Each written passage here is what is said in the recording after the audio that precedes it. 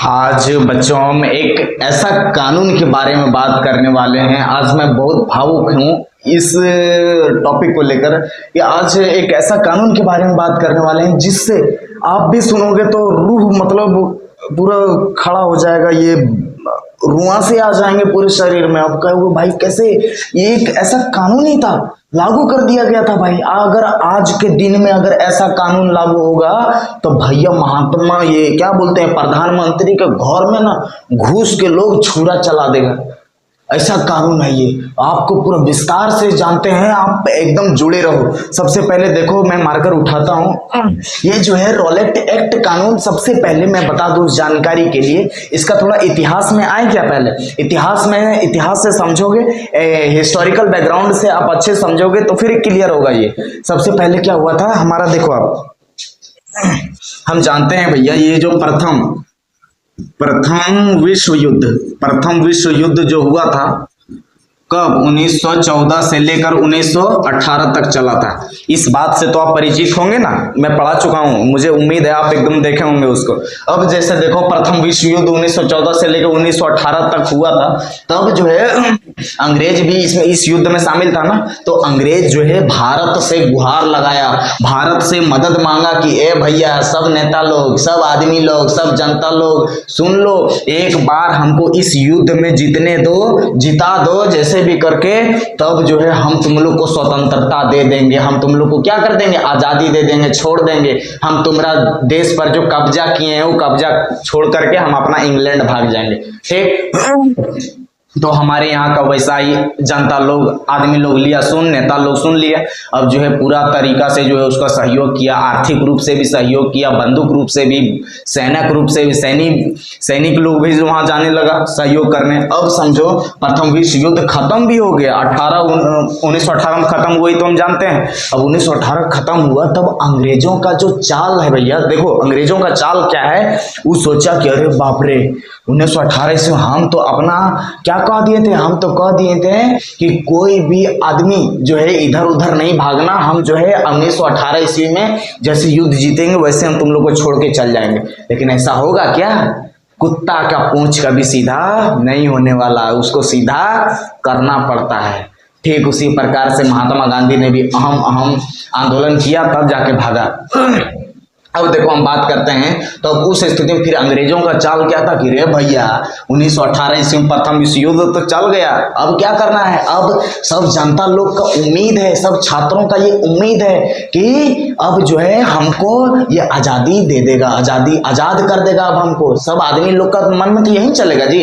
अब मान लो हम जो है कह देंगे कि भैया शाम 5 बजे आपको 1 लाख रुपया मिलने वाला है सरकार के द्वारा। अरे बाप रे, अब तो पूरा इंतजार करेंगे घर में बैठ के, हमेशा फोन को एकदम ऑनलाइन मोड में रखेंगे, कहीं से कोई मैसेज ना आ जाए, पूरा इंतजार करेंगे कि नहीं। ठीक उसी प्रकार से 4 साल युद्ध चला, और युद्ध चलने के बाद जैसे युद्ध जीत गया अंग्रेज और उसका टीम, तो क्या कहा कि अब हम लोग जीत गए। अब इन लोग का बात पूरा पचा नहीं, अब कहा कि हम लोग आजादी दे देगा, हम लोग आजादी दे देगा, ऐसा लोग करने लगा। अब आजादी दे देगा, लेकिन भैया आजादी दिया नहीं दिया तो सब आदमियों के बीच, छात्रों के बीच, किसान के बीच, मजदूर के बीच पूरा आक्रोशित हुआ, लोग सब पूरा आक्रोश हो गया, सड़क पर उतरने लगा। तो लोग सोचा अरे बाप, ये जो है आदमी यहाँ का, फिर अंग्रेज क्या सोचा कि ये तो हम जीत गए और इन लोग को आजादी भी नहीं दी। अगर आजादी नहीं दिए तो लोग सड़क पर उतर के हंगामा करना शुरू करेगा कि नहीं, हंगामा तो एकदम करेगा भाई, अवश्य करेगा।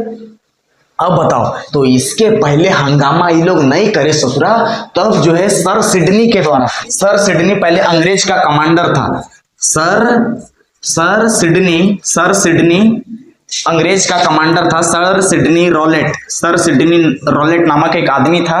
अब जो है कमांडर था अंग्रेज का। तो ये क्या कहा, वो जो है एक मीटिंग गठित किया, कहा कि देखो भाई यहाँ मामला बहुत गहरा है ना, बहुत डीपली मामला है कि हम लोग तो जीत गए, उन लोग का, भारतीयों लोग का पूरा उम्मीद है कि अब हमको छोड़ के चल जाएगा, अगर नहीं छोड़ेंगे तब तो बहुत गंदा हरकत करेगा उसका। तो क्या किया, ये एक मीटिंग गठित किया, मीटिंग गठित किया, और गठित में कहा गया कि अब कानून को पास किया जाए, ऐसा कानून बनाया जाए जिसमें जो है पूरा भारतीयों के नाक में दम कर दे। अब जो है देखो 18 मार्च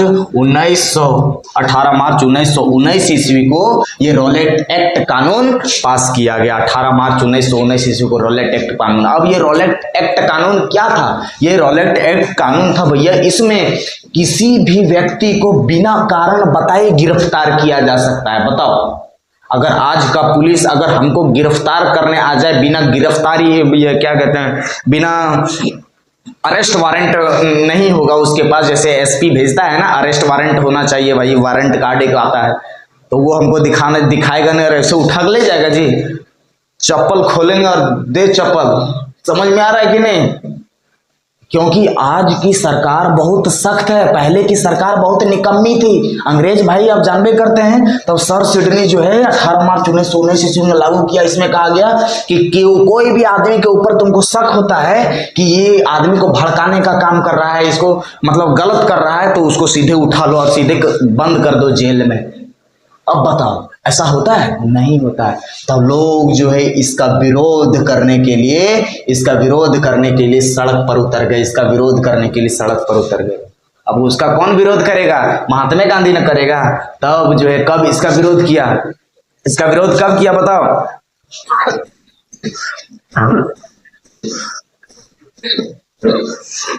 अरे भाई बहुत खांसी हो गया है। अब देखो, महात्मा गांधी ने 18 अप्रैल 1919 ईस्वी को 18 अप्रैल 1919 ईस्वी को हड़ताल पर बैठा। बोला नहीं, ये कानून तुमको वापस लेना होगा, महात्मा गांधी जी थे ना, जो हमारा देश आज ये आजादी के रूप में हम लोग देख रहे हैं। अब देखो, ये हड़ताल पर बैठा गया, इसमें जो है काला कानून का के विरोध किया गया। काला कानून, हाय हाय, ये रॉलेट एक्ट कानून वापस लो, काला कानून वापस लो, 18 मार्च 1919 का कानून वापस लो, हाय हाय हाय हाय, सर सिडनी हाय हाय, मुर्दाबाद, ऐसा लोग कहने लगा। तो बताओ, अंग्रेज भी भड़क जाएगा कि अरे बाप रे बाप, ये कानून हम लाए थे इसलिए ताकि आदमी लोग जो है भड़के नहीं। अगले भैया ये काला कानून लाए तो और भड़क गया सब आदमी लोग। काला कानून क्यों कहा गया? क्योंकि भाई इसको लोग बिना कारण बताए गिरफ्तार किया जा सकता है, इसमें कोई वकील लड़ नहीं सकता है, कोई अदालत में कुछ सुनवाई नहीं हो सकता है। तो ऐसा होता है क्या? नहीं होता है। तब जाकर के जो है इसे काला कानून को हटाया गया। अब देखो आगे हम समझते हैं। भाई साहब, इसको मिटाने में ही बहुत झमेला है जी। अब देखो आगे क्या लिखा हुआ है भैया, फिर आगे हम बढ़ते हैं इसमें। अब देखो यहाँ तक समझ में आया ना, तब जाकर के जो है मामला और गहराया नहीं, इसमें से कुछ नहीं हुआ, हड़ताल पर बैठने से कुछ हुआ नहीं। तब जाकर के असहयोग आंदोलन 1920 ईस्वी में, देखो इधर, 1 अगस्त 1920 ईस्वी में असहयोग आंदोलन महात्मा गांधी के द्वारा चलाया गया। महात्मा गांधी के द्वारा चलाया गया। देखो 1 अगस्त 1920 ईस्वी में असहयोग आंदोलन महात्मा गांधी। अब ये असहयोग आंदोलन चलाने का क्या उद्देश्य था, आप बता दें भैया जानकारी के लिए, कि असहयोग आंदोलन पूरे भारत में फैल चुका था। मतलब असहयोग आंदोलन में हर एक घर में बच्चा हो, बुतरू हो, बूढ़ा हो, जवान हो, कोई भी हो, असहयोग आंदोलन में सब आदमी भाग लिया था, सब बच्चा लोग भाग लिया था। इसमें कहा गया अंग्रेजों को खदेड़ने का प्रयास पूरा किया गया। इसमें क्या हुआ, इसका उद्देश्य था इस आंदोलन का कि इसमें कोई भी विदेश का सामान उपयोग नहीं किया जाएगा।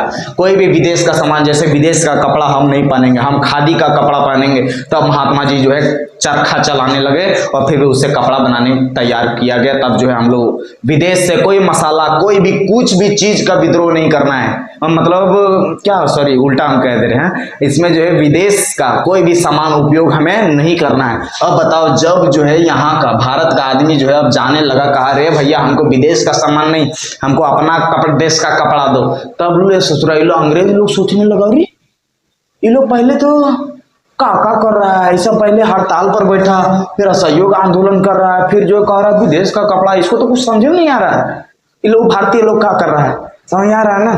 तो असहयोग आंदोलन चलता रहा, तब जाकर के अंत में फिर भैया अचानक 5 फरवरी 1922 ईस्वी को एक चौरी चौरा हत्याकांड हुआ था। आप जानते हैं चौरी चौरा हत्याकांड हुआ था। इस चौरी चौरा हत्याकांड पर मैं एक अलग से वीडियो अपलोड किया हूं, आप उसे देखना, एकदम चौरी चौरा हत्याकांड पूरा समझ में आ जाएगा। तब 5 फरवरी 1922 ईस्वी को जो 22 पुलिस कर्मियों को भारतीयों ने पूरे थाना में जिंदा जला दिया गया था, 22 पुलिस। तब जो है महात्मा गांधी असहयोग आंदोलन को तुरंत वापस ले लिया। इसका महात्मा गांधी का उद्देश्य क्या था? महात्मा गांधी का सिर्फ उद्देश्य यही था कि कोई भी आंदोलन हिंसक रूप से नहीं हो, मतलब लड़ाई झगड़ा के रूप से नहीं हो, बल्कि बिना लाठी के, बिना तलवार के, बिना चाकू का, बिना हथियार का हो, है ना। चलो भाई, अगर यह आपको समझ में आया हो रॉलेट एक्ट कानून, तो मुझे उम्मीद तो है कि आपको बिल्कुल पूरा समझ में आ गया हो, क्योंकि मैं ऐसा कोई टॉपिक नहीं पढ़ाता, मतलब एक एक टॉपिक आपको क्लियर होना चाहिए, है ना। तो एक लाइक, एक सब्सक्राइब, एक प्यारा सा कमेंट करना भाई, अपने एक प्यारा सा दिल के लिए, क्योंकि हमारा भी बहुत मेहनत पड़ता है, बहुत महीनों घंटों का मेहनत लगता है भाई साहब, तो ये वीडियो तैयार होता है। तो thank you for this video bye. और मैं आपको जानकारी के लिए बता दूं कि ये जो मैं पहना हूं ना, ये कोई रिलीजियस एक्टिविटी से नहीं जुड़ा हुआ है, ये कोई हमारा ट्रेडिशनल नहीं है। बहुत लोग सोचते होंगे भाई कि ये मास्टर है तो 3 गो अंगूठी पहना है, ये भाई कुछ हमारा पर्सनल में है जो मैं आपको नहीं बता सकता। ये हमारा कह लो एक पारिवारिक मामला है, ठीक है। तो भाई जी